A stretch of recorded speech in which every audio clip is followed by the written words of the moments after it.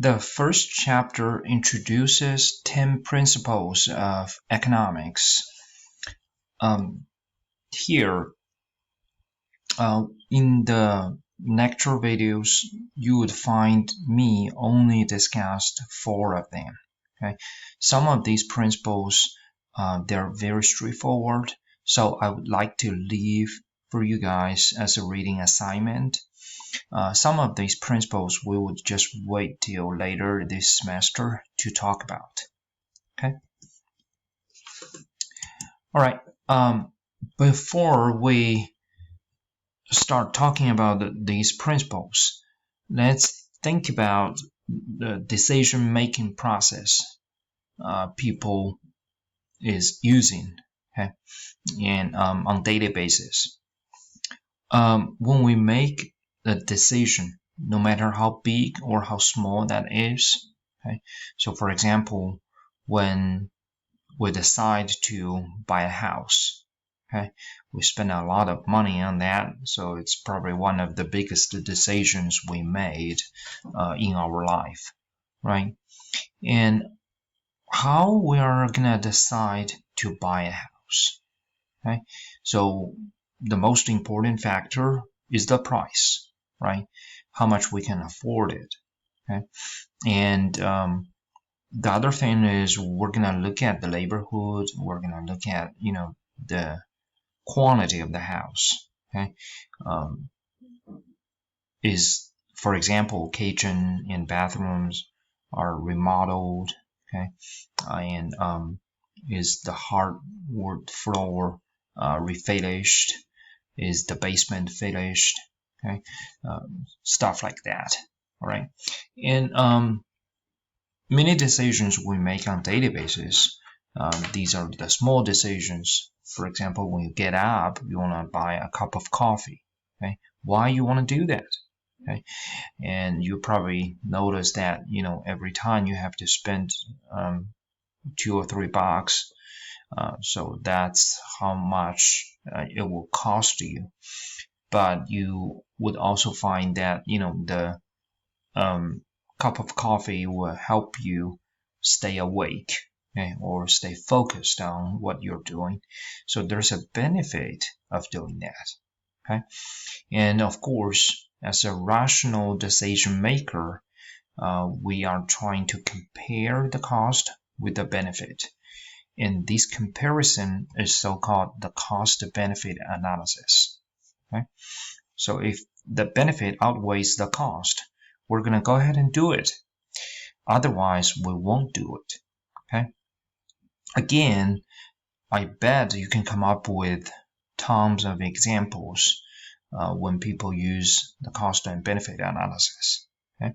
So here, what I'm going to do is I will give you 2 quick examples.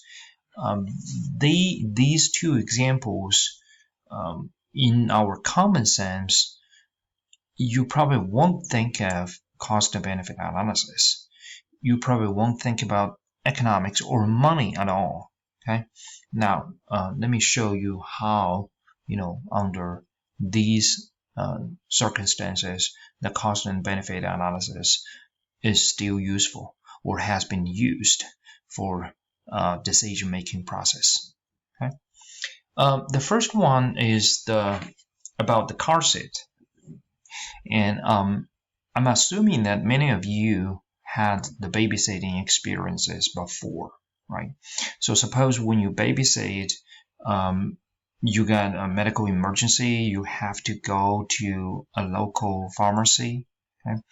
So when you put the baby into your car, you need a car seat, right? Otherwise, you're breaking the law and the police will pull you over. Okay? And but have you ever thought about, when you, let's say, fly with a baby? Okay, the airlines do not require passengers to bring their own car seat. Okay, why? Does that make sense to you?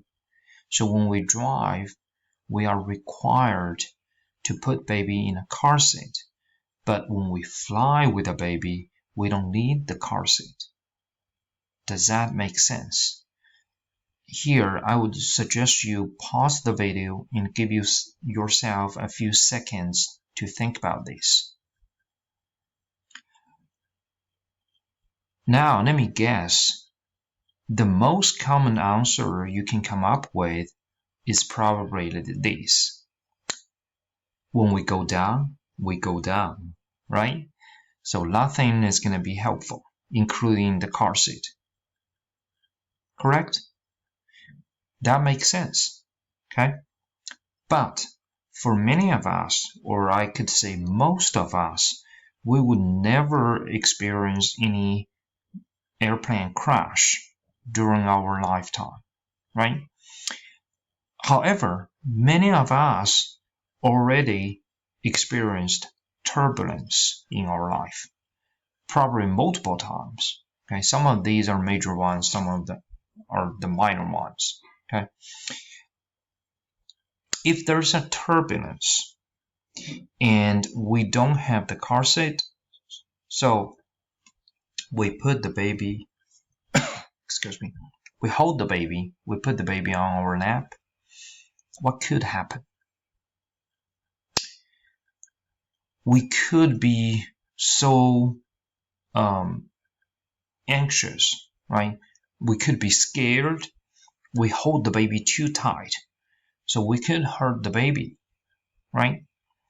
Unintentionally, of course. Or we could lose the control of our own body. So we hit the front seat, okay?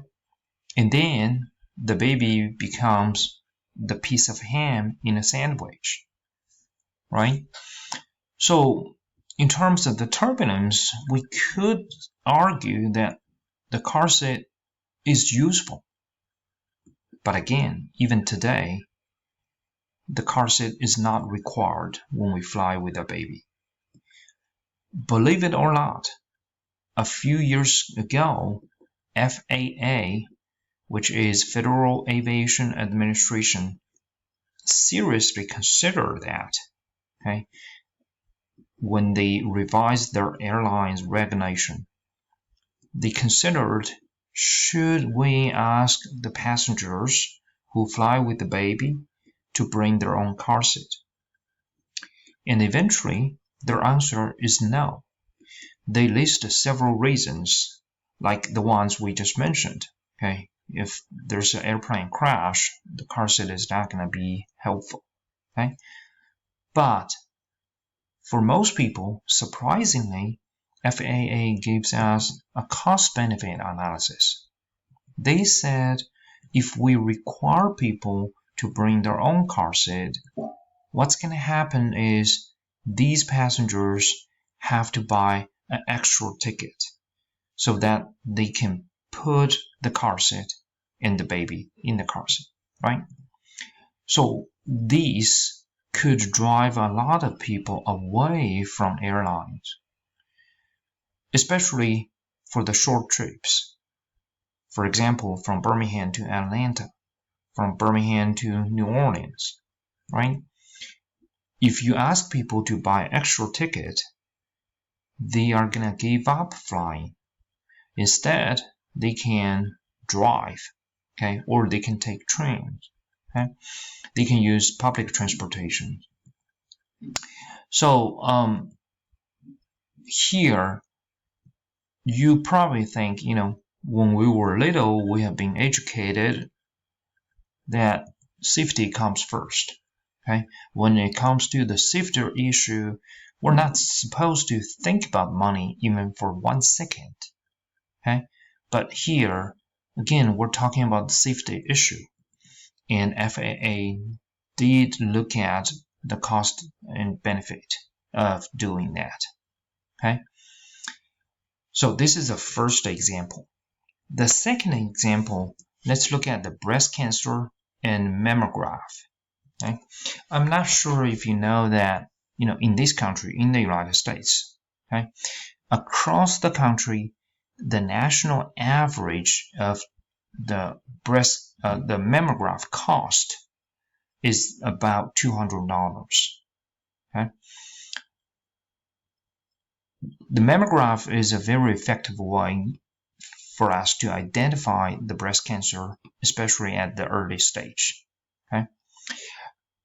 So that's why, when you go to your family physician for an annual checkup, if you're female, they often ask you to do a mammograph on a yearly basis. Okay? Do you guys know how many mammographs we have to do to find one breast cancer? That number is 10,000. Okay, 10,000. So if you use 10,000 multiplied by $200 per mammograph, you would find that we as a nation spend $2 million just to find a breast cancer. Here we have not yet talked about treatment. We just talk about find the breast cancer. Okay? Again, the second example, it's a medical issue, right? For most of us, if you come from the middle class family, every member of the family is probably covered by the health insurance. So if you have any concern or your family member has any concerns about breast cancer, we always say, go ahead and do it. Do it as soon as possible, right? We would never talk about money, how much we spend. But as a nation, we do have to think about this. A few years ago, under Obama administration, when they look at, the costs under Obamacare, this is one of the issues they look at. Okay? They find that, at the national level, we have to bring down the total cost. Okay? So they actually end up changing the family physician's protocol. Okay? Previously, if your age is between 40 and 50, your family physician will ask you to do the mammograph on a yearly basis. So after this study, they changed the protocol. They said that, it's not required. So it's the physician's call. If they find it's necessary to do that, they're going to make the recommendation to their patients. Okay? So it becomes optional, right? So in these two cases, you would find that the cost and benefit analysis is everywhere around you, including the safety and the medical issues. Okay? And sometimes when we drive on the highway, we will see something like this, right? The cost is the diamond rings and the benefit is love. Okay? So, of course, here, if the cost benefit analysis is everywhere, we have to take them very seriously. Okay? That's what we're going to do in the first chapter. Okay? So we're going to look at what is a cost, how an economist defines cost. What is a benefit? Okay, how the benefit is defined in economics. You may find some aha moments in this chapter. Okay, you think, cost and benefit is pretty simple, right? But sometimes it's not simple, okay, as you thought. All right, so here we talk about the cost and benefit analysis. In the next video, we're going to start talking about the very first concept we would introduce in this course. It's called scarcity. Scarcity. Okay, and once we understand scarcity, we would be able to talk about economics in general. Okay, what is the scope of economics? What is all about economics?